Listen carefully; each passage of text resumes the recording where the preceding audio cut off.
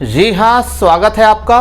तो physical education के अंतर्गत आने वाले महत्वपूर्ण प्रश्नों पर चर्चा और भी ट्रिक से याद करेंगे। ये वीडियो उनके लिए बेहद महत्वपूर्ण है जिनको आसानी से याद नहीं होता। जी हाँ, ट्रिक के माध्यम से चीज़ों को समझाने की कोशिश की जा रही है, आप भी समझने का प्रयास करें। चलिए, ट्रिक नंबर 109, वाडा का गठन किस वर्ष हुआ था? जी हाँ, वाडा यानी कि world anti doping agency. World anti doping agency का गठन किस वर्ष हुआ? तो 10 नवंबर 1999 में हुआ था। ठीक है ना। यहाँ से याद कैसे करना है ये अब ध्यान देना है। देखिए, वाडा से समझ लीजिए वोडाफोन, और वोडाफोन में कितने नंबर हैं? 10 नंबर होते हैं, है ना। 10 नंबर होते हैं। वाडा को क्या समझ लीजिए, वोडाफोन, और वोडाफोन में कितने नंबर होते हैं? 10 नंबर होते हैं। ठीक है ना। तो 10 से हो जाएगा 10 नवंबर। ठीक है ना। और वोडाफोन जो नंबर होता है उसकी शुरुआत कैसे होती है? 99। ठीक, ऐसे याद कर लीजिए, 99 या फिर 999। ठीक है ना। तो वाडा जो है, वोडाफोन में जो नंबर होता है वो 10 नंबर में होता है।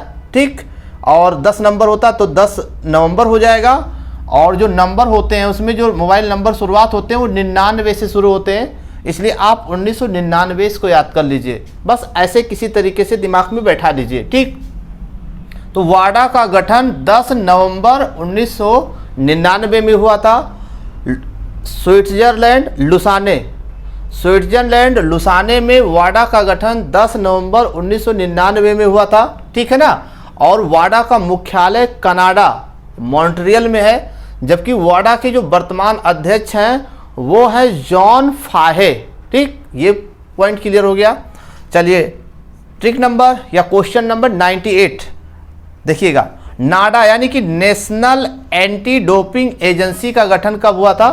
तो इसका गठन 24 नवंबर 2005 को हुआ था। इसका वाडा का 10 नवंबर और इसका है 24 नवंबर। ठीक है ना। अब ये 2005 है। नाडा यानी कि नेशनल एंटी डोपिंग एजेंसी का गठन 24 नवंबर 2005 में हुआ था। और इसका मुख्यालय कहाँ पर है? तो इसका मुख्यालय है नई दिल्ली में। किसका? नाडा का मुख्यालय नई दिल्ली में है। और इसके वर्तमान अध्यक्ष हैं श्री नलिन कोहली। किसके? नाडा के वर्तमान अध्यक्ष हैं। तो ये महत्वपूर्ण पॉइंट हो गया। चलिए, ट्रिक नंबर 99, फेंको बेटा पीटा जाबो। बस इतना याद रखना है, फेंको बेटा पीटा जाबो यानी मारा जाबो। ठीक, देखिएगा, फेंको से हो जाएगा फंक, और बेटा से समझ लीजिए विटामिन। यानी विटामिन की खोज किसने किया था? फंक ने। यानी फंक ने किसकी खोज की थी? विटामिन्स। फेंको से हो जाएगा फंक, और बेटा से क्या हो जाएगा? विटामिन्स। फेंको बेटा यानी कि फंक ने विटामिन्स की खोज की थी। पीटा जाबो, पीटा का मतलब हो गया प्रोटीन। प्रोटीन शब्द का सर्वप्रथम प्रयोग जा से कर लीजिए जेम्स बर्जेलियस। ठीक है ना। पीटा जाबो, पीटा का मतलब प्रोटीन्स। ठीक, प्रोटीन्स शब्द का सर्वप्रथम प्रयोग किसने किया था? James Berzelius. ठीक है ना, बर्जेलियस, ऐसे याद कर लीजिए। तो प्रोटीन शब्द का सर्वप्रथम प्रयोग जेम्स बर्जेलियस ने किया था। चलिए, अब बात करते हैं ट्रिक नंबर 100 की। विटामिन से संबंधित छोटे छोटे क्वेश्चन देख लीजिए एक बार। लिखा हुआ है ट्रिक, रथ एक टॉफी है। आपने देखा भी होगा ये ट्रिक्स, जरूर एक बार रिवाइज कर लीजिए। रथ एक टॉफी है। रथ क्या है? एक टॉफी है। अगर ये याद हो गया तो रा से हो जाएगा, देखिए रा, vitamin A B C D E के, उसके ऊपर एक एक लिखते चले जाइए। तो इससे समझ में आ रहा है कि विटामिन ए का रासायनिक नाम क्या है? रेटिनॉल।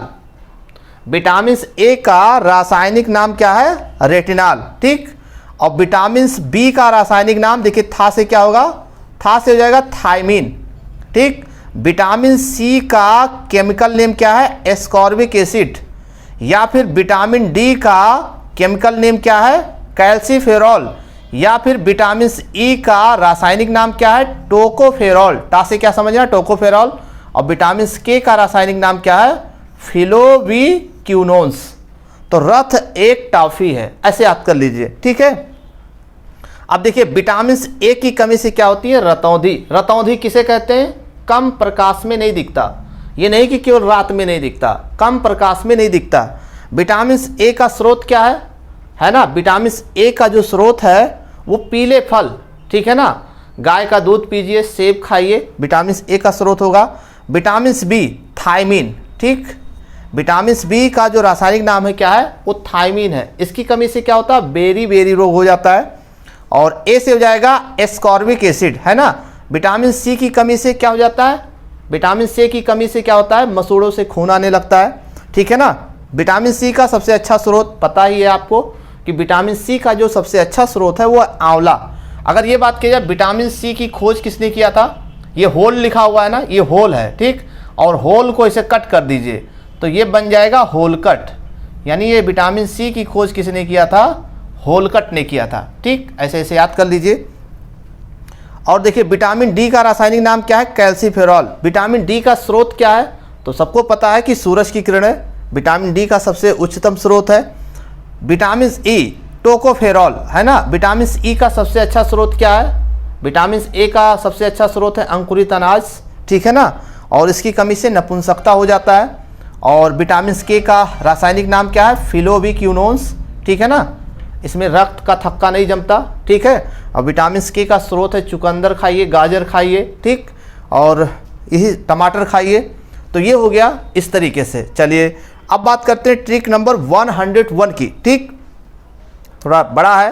रानी बी कॉम्प्लेक्स की बात कर रहे हैं, रानी पैपा बाफसा, बस इतना याद करना, थोड़ा सा दिमाग लगाइए, रानी पैपा बाफसा, ऐसे याद करना है। तो देखिएगा रा से हो जाएगा राइबोफ्लेविन, ये रा से क्या था, रेटिनाल था, ये क्या है, राइबोफ्लेविन, यानी B2 का जो रासायनिक नाम है वो क्या होगा, राइबोफ्लेविन। और ये B3 लिखा हुआ, B3 का रासायनिक नाम क्या होगा, निकोटिनामाइड या फिर नियासिन, ठीक है ना। B5 का रासायनिक नाम क्या होगा, पै से हो जाएगा पेंटाथेनिक अम्ल, ठीक, और B6 का रासायनिक नाम क्या होगा, पायरिडॉक्सिन, ठीक, और B7 का रासायनिक नाम क्या होगा, बायोटीन, और B11 का जो है रासायनिक नाम क्या होगा, फोलिक एसिड, और B12 का रासायनिक नाम क्या होगा, साइनाकाबालमिन। ये है विटामिन B12 का रासायनिक नाम, ठीक।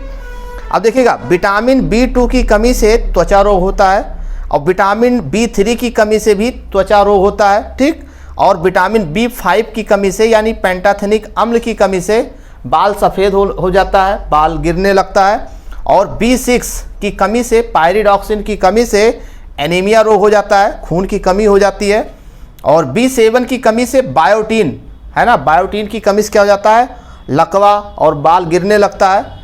और F से हो जाएगा, फा से क्या हो जाएगा, फोलिक एसिड, यानी विटामिन B11 की कमी से क्या होता है, एनीमिया रोग हो जाता है, पेचिस रोग हो जाता है। और विटामिन B12 की कमी से यानी साइनाकोबालमिन की कमी से एनीमिया रोग हो जाता है, पीलिया या फिर जिसको पांडु रोग भी कहते हैं, पीलिया को ही पांडु रोग भी कहते हैं, ये विटामिन B12 की कमी से हो जाती है, ठीक है ना। तो ये था वी कॉम्प्लेक्स से संबंधित महत्वपूर्ण, विटामिन से संबंधित महत्वपूर्ण प्रश्न। चलिए ट्रिक नंबर 102, 37 गेस्ट होम पर आ रहे हैं, फ्रूटी लेकर आओ। कितने गेस्ट होम पर आ रहे हैं, 37 गेस्ट होम पर आ रहे हैं, फ्रूटी लेकर जल्दी आओ, ठीक है ना। तो 37 का मतलब 1937 में गेस्ट होम का मतलब हो जाएगा गेस्टा होमर ने फ्रूटी का मतलब फोर्ट लैक प्रशिक्षण का आविष्कार किया था, ठीक। 1937 में गेस्टा होमर ने फ्रूटी का मतलब फोर्ट लैक प्रशिक्षण को विकसित किया था। तो ये है 37 गेस्ट होम पर आ रहे हैं, फ्रूटी लेकर जल्दी पहुंचो। चलिए ट्रिक नंबर 103, फिर आंटी जी का कमाल।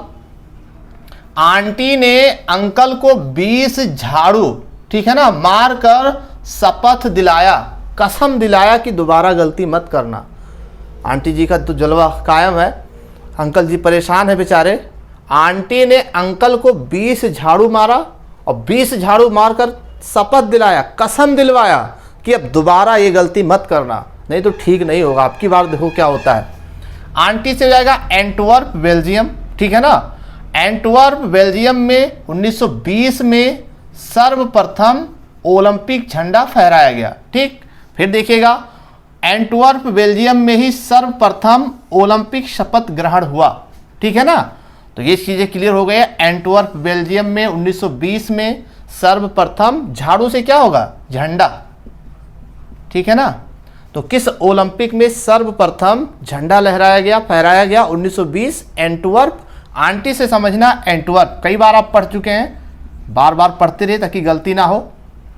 तो आंटी ने अंकल को 20 झाड़ू लगाया और फिर कसम दिलाया, कसम मतलब शपथ दिलाया कि दोबारा गलती मत करना। ठीक, चलिए ट्रिक नंबर 104, सीएल हल ने बहुत प्रलोभन दिया। सीएल हल यानी कि क्लार्क हल, यानी सीएल हल ये हो जाएंगे क्लार्क हल। इन्होंने प्रलोभन का मतलब प्रबलन सिद्धांत, प्रबलन सिद्धांत या फिर सबलीकरण सिद्धांत। ठीक है ना, सबलीकरण सिद्धांत किसने दिया था, ये साइको से संबंधित है।